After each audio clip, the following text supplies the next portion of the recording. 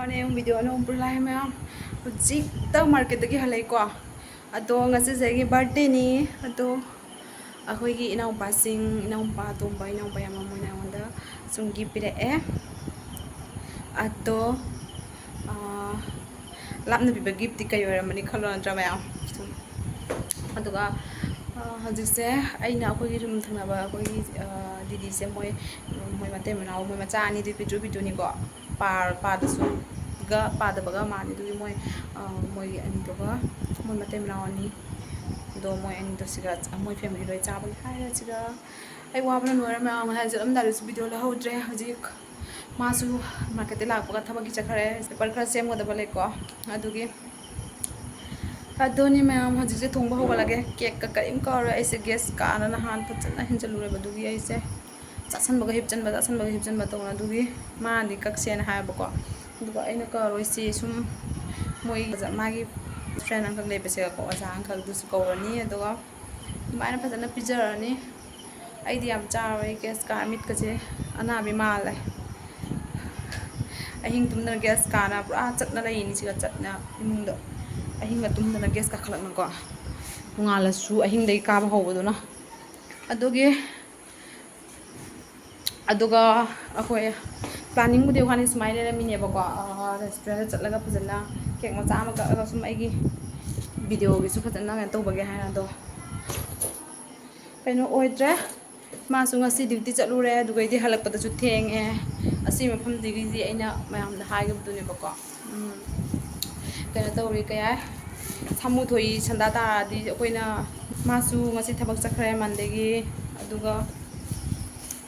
thawak tagi halak pada di pung homa khai tai do thengi ko adugi aina ngasi chatpa do dugi chatpa cancel to si chumda phajana char si nangi na mana koro si ko mana ki koro ne na ko aduni do chatpa do di mathang matam da su khra me am matam malai ko birthday na tadi dei le tra ha ga dumai na aina ado man ho na masu yare ado hojik ai ki change to ro ji chakung gi to ni phajana loisal laga chakung bi loisal na le da lai du thang gi ko ji ma'am dress change तो गया मतलब इन से पहले चावल हो रहा है तो से दीदी ने करना सूरी करना दीदी यहाँ पे मेरे काम पे हाथ बिता रहा है और वहाँ पे संगनरिया और बाबू ये हो गया आलू कटिंग इसको मैं वो करूँगी तो मैं आऊँगा दांत में मिला वो बर्तन धो रहा था ना तो तो मैम से चिकन से मैरिनेट तौर थम्मे सिदा चना हिंजांग ले रे हाथ खरनी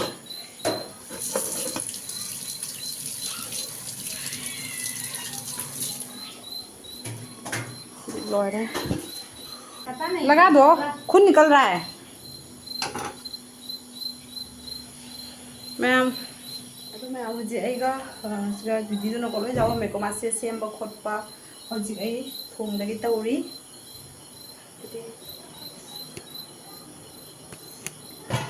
इसमें थोंग लगे को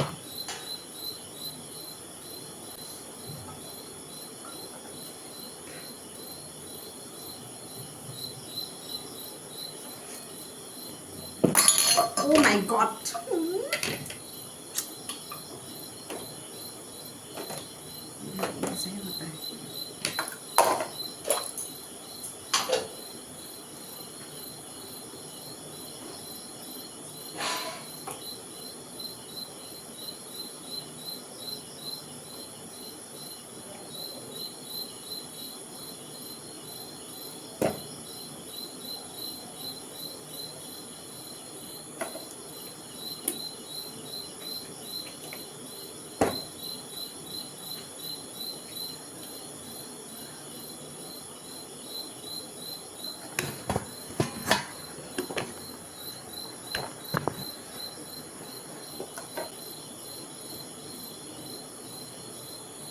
mình có học sinh khởi như mèo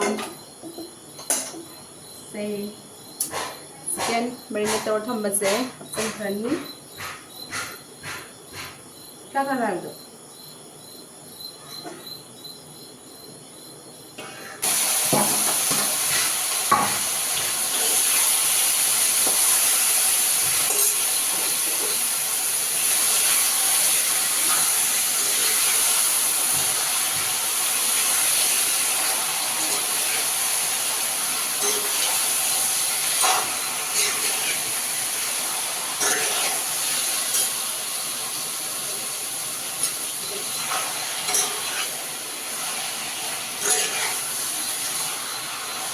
Masih jok di tangga Taure.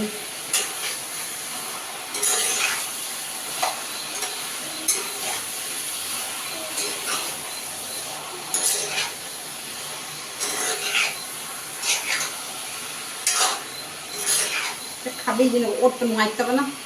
Nungytabana sih cabbage.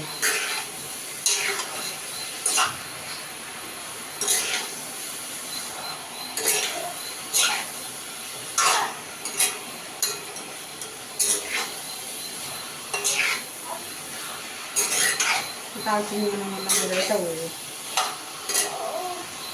Tao đi đào.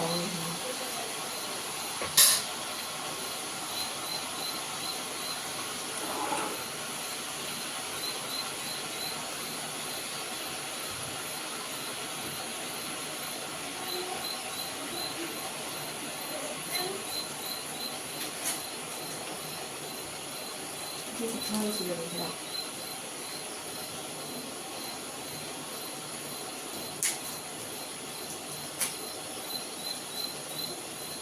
Sure.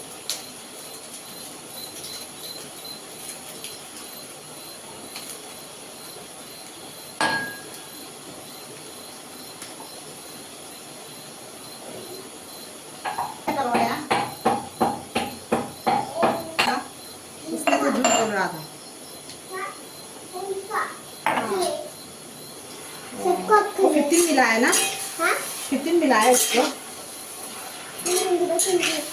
क्या तो 20 to 20 मिला है हो गया ना अब इसको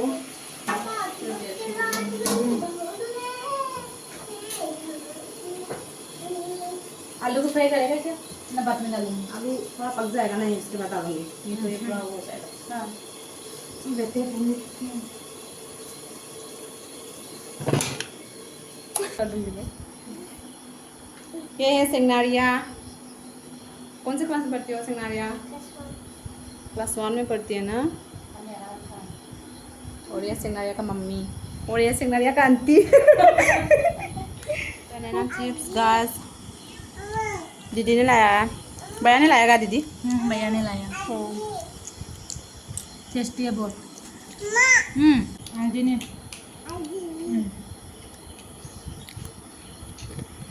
चिकन थोंबा लोरे सिदा लेरे से लोरे नुसी चुजाम लाइए नुसी सिल करना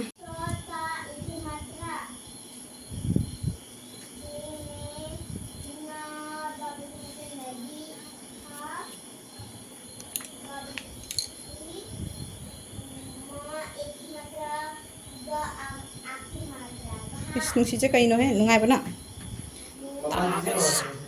हाँ hayang sasi हाँ और sasi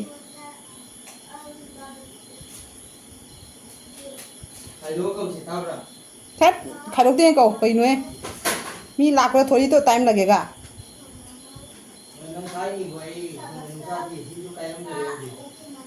करीनो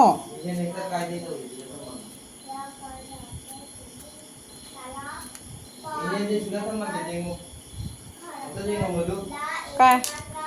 मैम हजी चखरे लोइना चाना लोइना आई वीडियो द लोक्त्रे आई वीडियो द लोब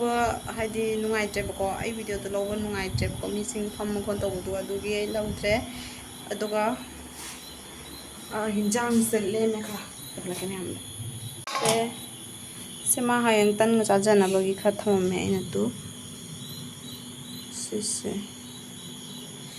दो नुपी तेंगो तलो तो थंगो तो सिगा थमबदी इंगनी को से जी खांग इंग लेबे दुगे ने सिगा थमबनी दुगा इरोंबा जुना सिदा लेरे माना जेन चाबा आइना हायंग इरोंबा चाबा लेबु जे लेमे दो आइना दीदी दो जो खा पियरे को मसिगी ओइना गुड नाइट